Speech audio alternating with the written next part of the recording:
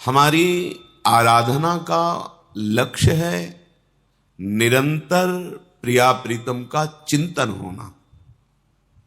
इस समस्त साधनों का सार है अनन्य चिंतन। इस अनन्य चिंतन में जो बाधक भाव है वो है विषय चिंतन। शरीर को मैं मानकर मन और इंद्रियों से विषयों का चिंतन करना, ये विषय भोग से भी अधिक घातक है। उपासक समझ नहीं पाता है, उसको लगता है क्रिया तो हम कर नहीं रहे, पर जो क्रिया करने से अंतःकरण गंदा होता है उससे भी अधिक गंदा अंतःकरण विषय चिंतन से होता है। हमारे हृदय में हर समय दो वृत्तियां जागृत रहती हैं, एक रागात्मक और एक द्वेषात्मक। इन दोनों को जो मिटा देता है वही महात्मा हो जाता है। इन दोनों को जो मिटा देता है वही भगवत प्राप्त हो जाता है। अध्यात्म इन दोनों को मिटाने के लिए है, राग द्वेष दोनों को। अंदर से देखिए, जब आप प्रयास करते हैं तब भगवत चिंतन में वृत्ति लगती है, नहीं छोड़ दें दो ही जगह वो रहेगी, कोई अनुकूल विषय कोई प्रतिकूल विषय, अनुकूल व्यक्ति प्रतिकूल व्यक्ति, बस वही राग द्वेष का चिंतन, अच्छे बुरे, बस यही मिटाना हमारी साधना है। जब तक हमारे चिंतन का जो आधार है चित्त के अधिष्ठात्र देवता भगवान वासुदेव हैं, वासुदेव अर्थात सर्वत्र विद्यमान परम तत्व, जब तक हमारा चिंतन एक एक वृत्ति के द्वारा प्रभु का नहीं होगा तब तक अध्यात्म रस नहीं मिलेगा, अध्यात्म का जो आनंद है नहीं मिलेगा। अध्यात्म का आनंद अखंड प्रसन्नता, प्रसन्नात्मा। ये जो आपकी प्रसन्नता नहीं रहती, आनंद नहीं रहता, उसका कारण आपकी राग द्वेषात्मक वृत्ति है। राग वृत्ति हुई तो कामना, कामना दृढ़ हुई तो क्रिया, क्रिया हुई तो और कामना के संस्कार, बस इसी में हमारा जन्म चला जाता है। हम मन को शत्रु भाव से नहीं देख पाते हैं, मन को मित्र ही नहीं अपने को मन मान लेते हैं। तदात्म भाव, तन्मय भाव मन में। अब मन ने अनुकूल माना तो मैंने अनुकूल माना, मन ने प्रतिकूल माना तो मैंने प्रतिकूल माना, मन ने अच्छा माना मान लिया, मन ने बुरा माना मैंने मान लिया।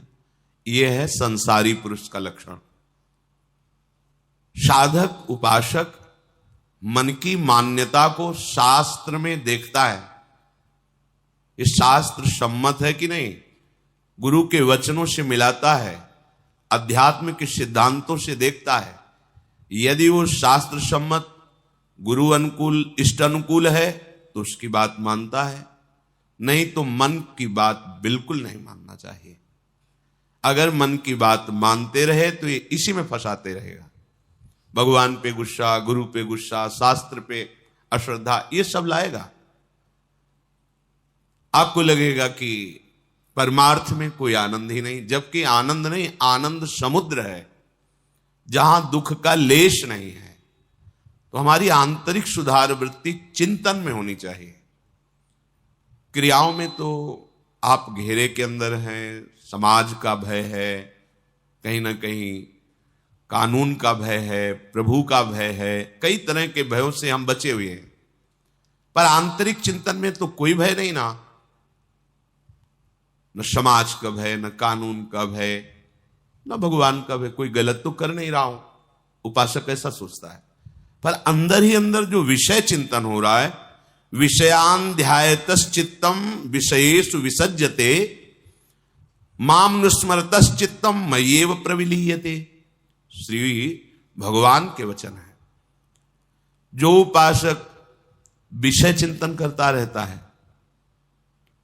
5 ज्ञानेंद्रियां हैं, 5 कर्मेंद्रियां हैं, 5 ज्ञानेंद्रियों के द्वारा विषय चिंतन होता है और कर्मेंद्रियों के द्वारा क्रियाएं होती हैं। रूप चिंतन, स्वाद का चिंतन, स्पर्श सुख का चिंतन, घ्राणेन्द्रिय का चिंतन। घ्राणेन्द्रिय सौरभ से संबंध रखती है। हम इन्हीं इंद्रियों के चिंतन में अगर भोग सामग्रियों पर विचरते रहे, चाहे वो देह हो, चाहे वस्तु हो, चाहे स्थान हो, चाहे व्यक्ति हो, तो परमार्थ किसे कहते हैं आप कैसे जान पाएंगे? बातें बनाना परमार्थ थोड़ी होता है। परमार्थ तो होता है मनोनिग्रह, इंद्रिय निग्रह। मन को समाहित करके आराध्य देव में लगा देना, चाहे नाम में, चाहे रूप में, चाहे लीला में, आराध्य देव में। अब इंद्रियां जिस विषय में विचरण करना चाहती छूट दे दी, मन जिस विषय में, तो फिर आप साधक किस बात के हैं? आपकी साधना क्या हो रही? विषयों का चिंतन विषय क्रिया से भी अधिक घातक उपासक को मानना चाहिए। विषय चिंतन में जहां मन जाने लगे डर जाओ, क्योंकि रजोगुण इतना भयानक है कि कहीं कहीं तमोगुण से भी ज्यादा यह भयानक स्थिति पैदा कर देता है। तमोगुण में प्रधानता, निद्रा, आलस्य, सत्कर्म में प्रमाद, मूढ़ता, ये। लेकिन रजोगुण में भोगात्मक क्रियाएं और उनका विरोध होने पर भयंकर क्रोध, हिंसा आदि तमोगुण से भी बड़ा ये मन को मलिन करने वाला रजोगुण है। ध्यायतो विषयान पुंसा संगस्तेषुपजायते, संगात संजायते कामः, कामात् क्रोधो भिजायते, क्रोधात् भवति सम्मोहा, सम्मोहात् स्मृति विभ्रमा, स्मृति भ्रंशात् बुद्धिनाशो, बुद्धिनाशात् प्रणश्यति। सर्वनाश किससे हो गया? ध्यायतो विषयान पुंसा, विषयों का चिंतन करने से सर्वनाश हो गया। क्या आप कभी ऐसा हृदय में डरे हैं विषय चिंतन होने पर? नहीं। बहे चले जा रहे हैं जहां मन लिए जा रहा है। ये मन बंदर की तरह छलांग लगाता है, इस शाखा से उस शाखा, शाखा प्रशाखा, ऐसे ही घूमता रहता है, इस विषय से उस विषय, इस व्यक्ति से बेमतलब व्यर्थ में हमारा बड़ा कीमती समय ये व्यर्थ में नष्ट करता है। साधक, उपासक इसी को सार्थक करता है। बार बार विषय, व्यक्ति, वस्तु, स्थान से हटाकर प्रभु के नाम रूप लीला धाम में लगाता है। यदि आप ये शिथिलता रखेंगे कि जो चिंतन हो रहा है होने दीजिए, तो आप देख लीजिए संगास्तेषुपजायते, जब विषय चिंतन करेंगे तो उस विषय के संग की आकांक्षा, कामना प्रबल हो जाएगी। जो विषय, कोई भी भोग क्रिया पहले चिंतन में होती है, बाद में क्रिया में आती है। चिंतन में संभाल लिया तो संभल गया, चिंतन बिगड़ गया तो अब फिर क्रिया से जो परिणाम होता है वो हो जाएगा अंतःकरण मलिन होना, दुर्वासनाओं का राज्य हो जाएगा। हमें चिंतन पर विशेष जोर देना है।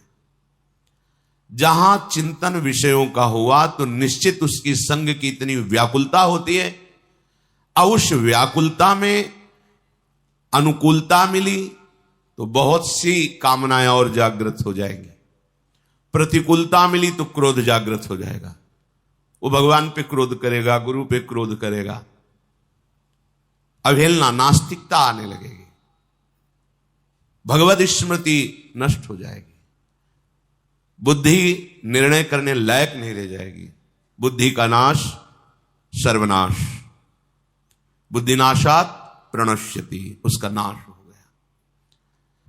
हम विषय चिंतन क्यों करते हैं? सुख के लिए, आनंद के लिए, प्रसन्नता के लिए। क्या किसी को आज तक सुख, आनंद, प्रसन्नता मिल पाई है? मिल पाएगी? मिल रही है? नहीं। क्यों? क्योंकि इसमें सुख है ही नहीं। शिव भगवान कह रहे हैं, ये ही संस्पर्शजा भोगा दुख यो नय एवते आद्यंतवंतः कौन्तेय न तेषु रमते बुधा। ये इंद्रियों के साथ जो मन विषय भोगों में सुख आनंद प्रसन्नता ढूंढने के लिए जाता है, चिंतन करना, भोग क्रिया करना, तो भगवान कह रहे हैं भोगा दुख योनय एव ते, ये जितने भी इंद्रियों के भोग है ये दुख प्रकट करने वाले हैं। योनय, यहीं से दुख प्रकट होता है। दुख की मूल जड़ क्या है? भोगों का चिंतन और भोगों को भोगना। हम किस लिए भोग रहे हैं? सुख आनंद प्रसन्नता। और भगवान क्या कह रहे हैं? कह रहे हैं जितने भी इंद्रिय मन के द्वारा भोगे जाने वाले भोग हैं वो सब दुख योनयः, ये दुख प्रकट करने वाले हैं। दुखों की मूल जड़ भोगों का भाव, उनका चिंतन करना, उनकी क्रिया, उनमें सुख भाव। आद्यंतवंतः कौन्तेय न तेषु रमते बुधा, ये जितने भी भोग हैं ये आद्यंत वाले हैं, इनकी सत्ता नहीं है, ये असत हैं, परिवर्तनशील है। अब कोई बुद्धिमान कैसे भोगेगा इनको? तो जो बुद्धिमान हैं, जो साधक हैं, जो उपासक हैं, वो भोग क्रिया की तो बात जाने दो, वो भोग चिंतन ही त्यागते हैं। भोग चिंतन छूटा, आप अध्यात्म की चढ़ाई पर, ऐसी ऊंचाई पर पहुंच जाएंगे जहां काम क्रोध आप पर आक्रमण ही नहीं कर सकते। पर क्या होता है, बहुत समय निकल जाता है। ये भ्रमण के समय अनुभव किया है, जब बहुत मिलन होता है संतों से तो दो प्रकार का अनुभव होता है। एक सत्य मार्ग में दृढ़ता पूर्वक चलने वाले और एक सत्य मार्ग में शिथिलता पूर्वक चलने वाले। बात चेष्टा और मुखाकृति से ही पता चल जाता है कि साधक दृढ़ मार्ग का पथिक है या शिथिल। विषय चिंतन चलता रहता है, कभी भगवत चिंतन चल गया, हाँ कहीं कहीं भूल से विषय क्रियाएं भी होती रहती, तो अनुभूतियां नहीं होंगी, अध्यात्म की दिव्य अनुभूतियां नहीं होंगी।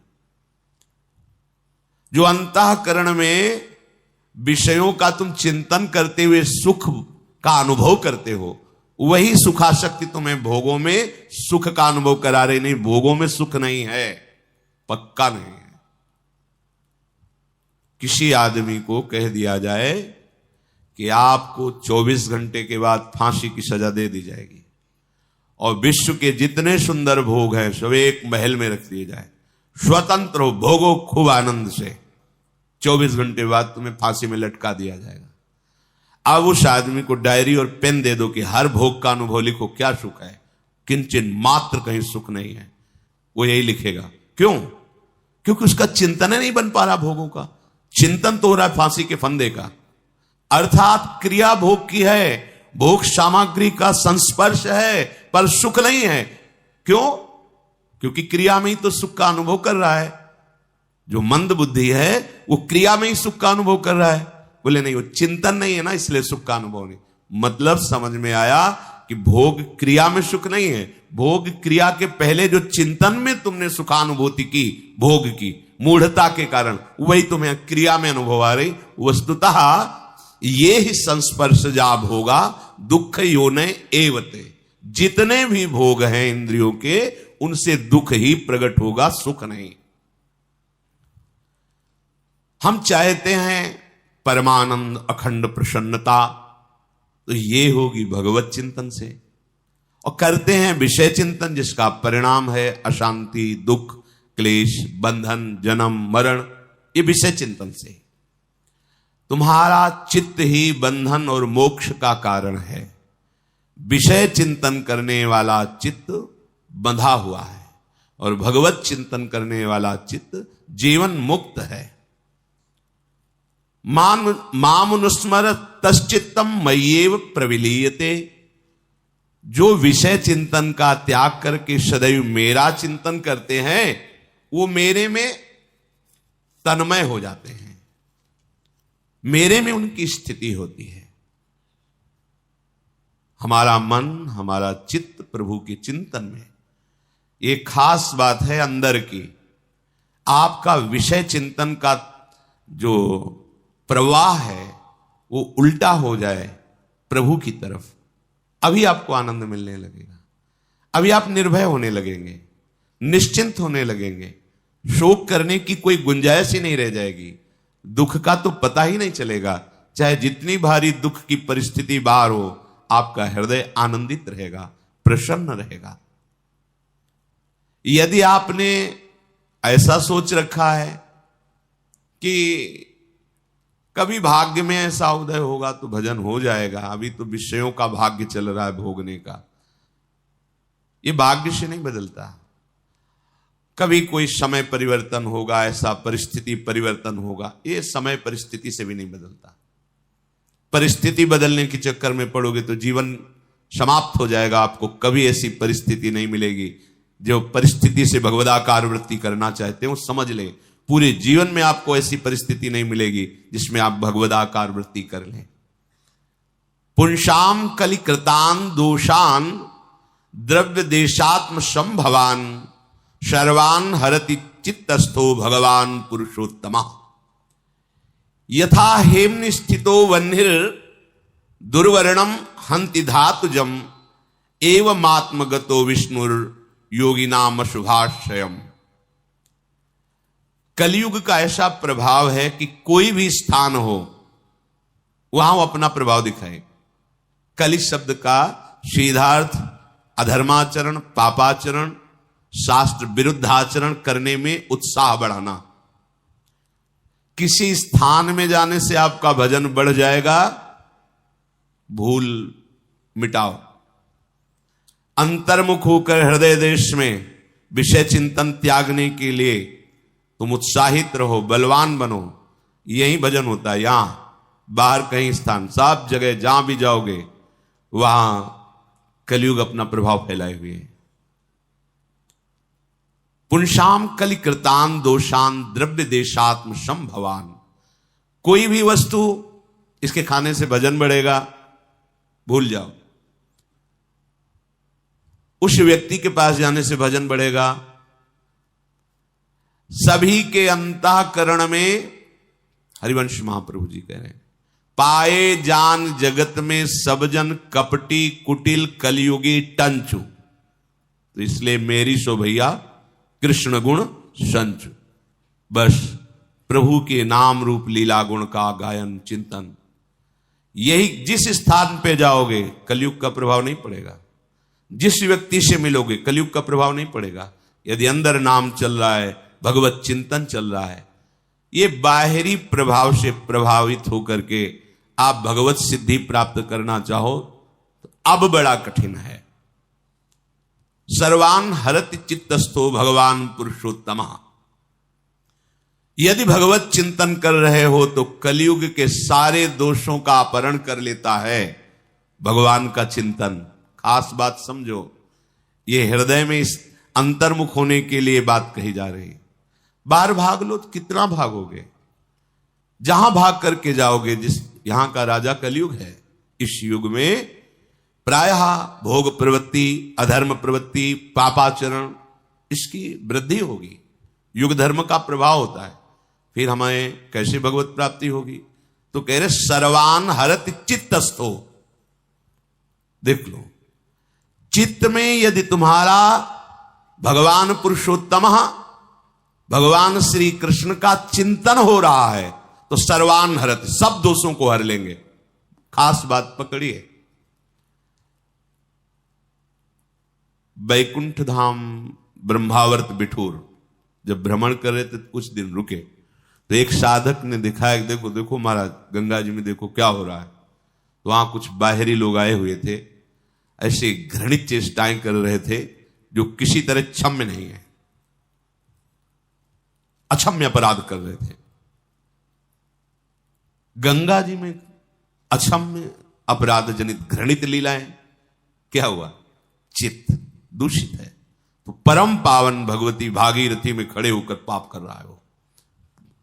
कई बच्चे, कई ऐसे परिवार थे। मध्याह्न का समय था तो एक साधक ने देखो महाराज, हमने तो देखते ही रहते थे। साधक को ऐसा नहीं होना चाहिए कोई दृश्य देखे घबरा गया या तन्मय हो गया या कामातुर हो गया या कुछ नहीं। लक्ष्य का इतना दृढ़ विश्वास और पक्का होना चाहिए कि सामने उसके साथ वो आगे निकलता चला है। साधक ऐसे नहीं एकदम लुजलुजा स्वभाव, कोई दृश्य देखा घबरा गया, कोई दृश्य देखा कामाशक्त हो गया, ऐसा नहीं होना चाहिए। ये विश्व है, विश्वात्मा विविध लीलाएं कर रहा है, हम किस लीला के उपासक हैं। एक बड़ा दृढ़ निश्चय होना चाहिए। एक तरफ मंगल कार्य हो रहे, एक तरफ अमंगल कार्य हो रहे हैं, दोनों की तरफ समचित्त वृत्ति रखता हुआ वो अपने भगवान के स्मरण में आगे बढ़ा, ना उसका प्रभाव ना उसका प्रभाव। बहुत खास बात बता रहे हैं। किसी भी व्यक्ति, वस्तु, स्थान, द्रव्य, देश के अनुकूल होने पर हमारा भजन हो जाएगा, ये भाव बिल्कुल छोड़ दीजिए। सब जगह दोष है, सब जगह गुण है। कहीं भी चले जाओ, क्योंकि चिदानंद भाव में प्रवेश। अब जैसे धाम है, चिदानंद है, तो आपका भाव तो चिदानंद नहीं ना, तो आपको धाम प्राकृतिक ही दिखाई देगा ना, और प्राकृतिक दिखाई देगा तो सब मायाकृत। तो देखो ना घटनाएं कैसी प्रकट दिखाई देती हैं, वही मायाकृत चेष्टाएं। तो कहां जाओगे भजन करने के लिए? यहां हृदय में अंतर्मुख होइए। चित्तस्थो भगवान पुरुषोत्तम। खास बात पकड़िए, कहीं भी रहोगे। इसी बल से कहा जाता है कि अगर आपको भेजना हो तो नरक भी भेज दो, मुझे कोई परवाह नहीं। क्यों? चित्तस्थो भगवान पुरुषोत्तम। मेरे चित्त में भगवान श्री कृष्ण स्थित है, जहां चाहो तहां ले जाओ प्रभु। यत्र यत्र मम जन्म कर्म भी नारके परमे पदे थवा। क्यों? क्योंकि राधिका रति मंडली, जो प्रिया प्रीतम की प्रेम मंडली है, वो हमारे हृदय में बिलस रही। अब कहीं भी ले जाओ, हमारे लिए हर जगह निकुंज है। यथा हेम स्थितो वन्य दुर्वर्णम हंति धातुजम। जैसे स्वर्ण को जब अग्नि में तपाया जाता है तो अन्य धातुएं मल आदि नष्ट हो जाती, वो दिव्य चमकने लगता है।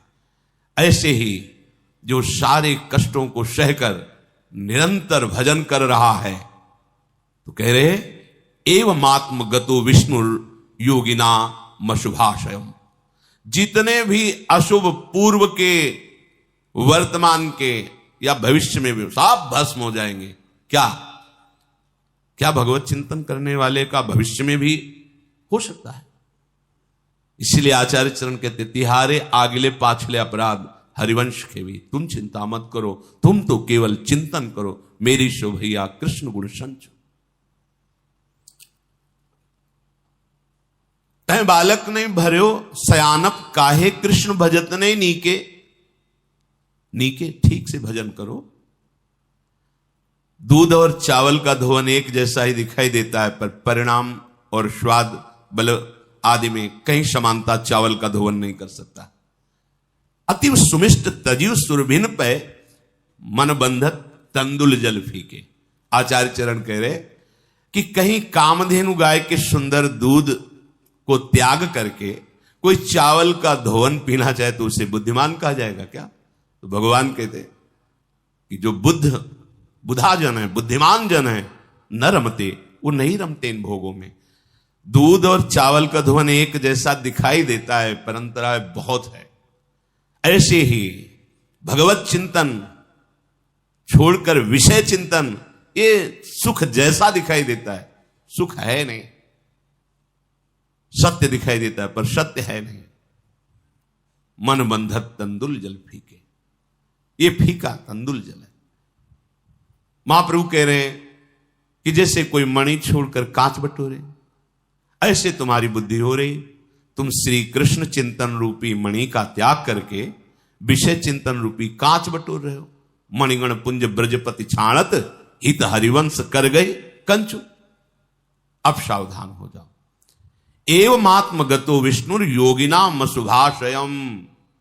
स्वयं भगवान उसके हृदय में बैठ करके सब अशुभों का नाश कर देते हैं। जो निरंतर प्रभु के चिंतन में प्रयासरत रहता है, उसी प्रयास में उसको एक कष्ट का अनुभव होता है, एक जलन, एक ताप जैसा। उसी ताप में वो ऐसा पावन होता है जैसे स्वर्ण अग्नि में डाल दिया जाए तो उसका मल नष्ट हो जाता है, वो और तेजस्वी कांतिमान हो जाता है। ऐसे ही जो भजन करने के समय एक जलन होती है, एक ताप होती है, वो सारे अशुभों को भस्म कर देती, फिर आनंद का अनुभव होता है। जब तक आपके हृदय में राग द्वेष जनित विषय चिंतन है, तब तक आप इंद्रियों के गुलाम हैं। उसके शरीर इंद्रिय मन से ऐसे कार्य जबरदस्ती कराते रहेंगे ये विषय, जिससे उसे कभी प्रसन्नता का अनुभव नहीं होगा। विषयों की प्राप्ति में हर्ष होता है, प्रसन्नता नहीं। और हर्ष का द्वंद्व है शोक, वो भोगना ही पड़ेगा। विषयों में जिसकी जिह्वा स्वादिष्ट पदार्थों का चिंतन करके भोगती रहती है, वो रसेंद्री के द्वारा भोगे जाने वाला भोग चाहे जितना सात्विक भोजन हो, तामसिक और राजसिक हो जाता है। जहां तामसिक राजसिक हुआ कि उसे प्रसन्नता का अनुभव नहीं हो सकता है। चिंतन यदि विषयों का तो प्रसन्नता नहीं। अब एक इंद्री रसेंद्री यदि भोगों का चिंतन करके आज ये आज ये आज ये, तो वो भले सात्विक है पर वो आपके अंदर रजोगुण तमोगुण पैदा कर दे। और जहां रजोगुण तमोगुण है प्रसन्नता नहीं होती।